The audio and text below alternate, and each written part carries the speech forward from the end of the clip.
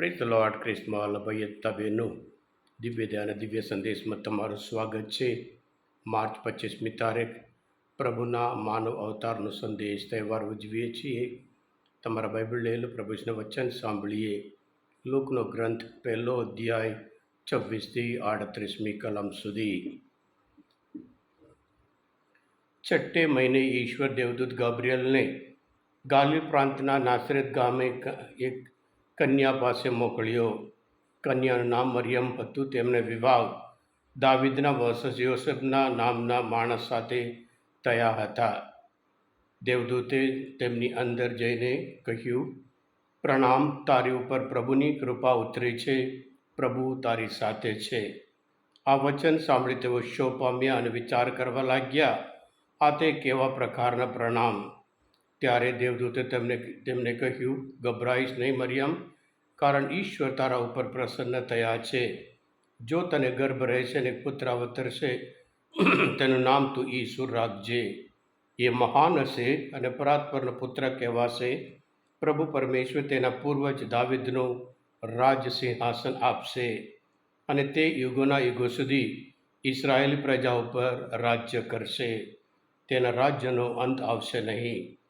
મરિયમે દેવદૂતને કહ્યું, એ શી રીતે બનશે?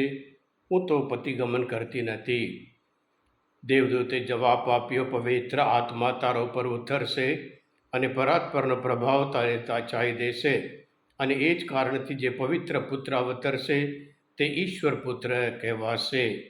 અને જો તારી સગી એલિઝાબેથને પણ ગળપણમાં ગર્ભ રહ્યો છે, અને જે વાંચણી કહેવાતી હતી એને અત્યારે 6 મહિને ચાલે છે, કારણ ઈશ્વરને કશું અશક્ય નથી.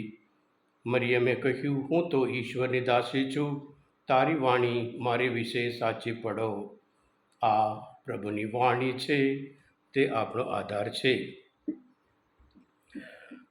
ક્રિસ્મસ ભાઈ તબેનું પ્રભુ ઈસુના જન્મ પહેલાં બરાબર 9 મહિના પહેલાં આ તહેવાર પ્રભુના માનવ અવતારનો સંદેશ એ તહેવાર ઉજવવામાં આવે છે. ક્રિસ્મસ ભાઈ તબેનું આ દુનિયામાં ઘણા બધા રાજાઓ, મહારાજાઓ, મહાસામ્રાટો આવ્યા છે. કોઈને પણ એમના જન્મ પહેલાં કોઈ આગાહી થઈ જ નહીં. આખી માનવજાતના ઇતિહાસમાં એક જ વ્યક્તિનું આગાહી કરવામાં આવ્યું હોય, એ પ્રભુ ઈસુ ખ્રિસ્ત છે. એ પણ ક્યારે થવાનું છે, કેવી રીતે થવાનું છે, કઈ જગ્યા થવાનું છે અને કેવી રીતે મરણ, બધું જ પહેલાંથી અગાઉથી કહેવામાં આવ્યું હતું. હા ક્રિસ્મસ ભાઈ તબેનું જ્યારે ઈશ્વર બોલે, ઉત્પત્તિના ગ્રંથમાં આપણે જોઈએ છીએ, ઈશ્વરના મોંમાંથી શબ્દો કે પ્રકાશ થાઓ, અને ત્યાં પ્રકાશ થઈ ગયો. ઈશ્વરના વચન અને એ કાર્ય એક જ છે. અને એવી જ રીતે મરિયમના જીવનમાં પણ ગભરાઈશ નહીં, તારા ઉપર ઈશ્વર પ્રસન્ન, તને ગર્ભ રહેશે. ઈશ્વરના દેવદૂત કહે છે, તને ગર્ભ રહેશે અને પછી એક પુત્ર અવતરશે અને તેનું નામ તું ઈસુ રાખજે. જે પ્રમાણે કહેવું હતું ત્યાં પ્રકાશ થાઓ, પ્રકાશ થઈ ગયો.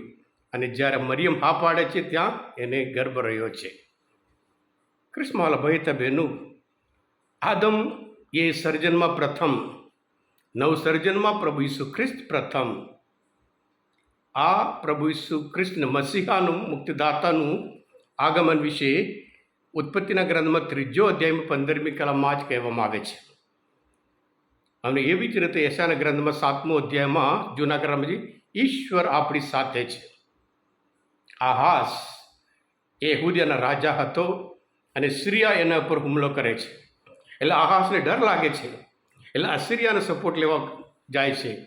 ત્યારે પૈગંબર એસે કહે છે, કોઈ રાજાની આપણે જરૂર નથી, કારણ ઈશ્વર આપણી સાથે છે. એમ કરીને એક કન્યાને ગર્ભ રહેશે અને એક પુત્ર અવતરશે એમ કરીને એને કહેવામાં આવે છે.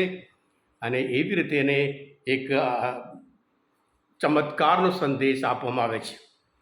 હા ક્રિસ્મસ ભાઈ તબેનું એ જ રીતે મરિયમ પણ એ જ સંદેશ આપવામાં આવે છે.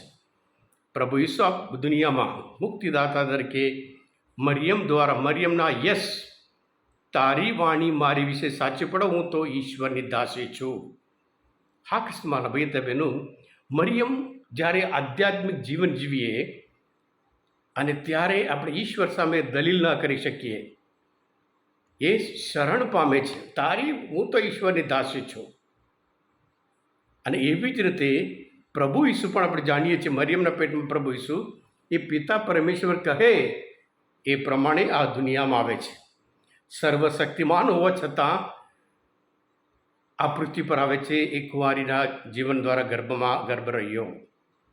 અને પ્રભુ ઈસુ ખ્રિસ્ત ફિલિપના ધર્મ બીજો અધ્યાયમાં આર્ટિકલમાં કહે છે એ કેવી રીતે એટલા નમ્ર બન્યા, સર્વશક્તિમાન હોવા છતાં નમ્ર બન્યા, શૂન્યવત બન્યા હતા. મરિયમ પ્રભુની દાસી અને પ્રભુ ઈસુ ખ્રિસ્ત એ શૂન્યવત. અને એવી જ રીતે ગબ્રિયેલ દેવદૂત એ કહે છે ઈશ્વરના દેવદૂત એમને મોકલે છે.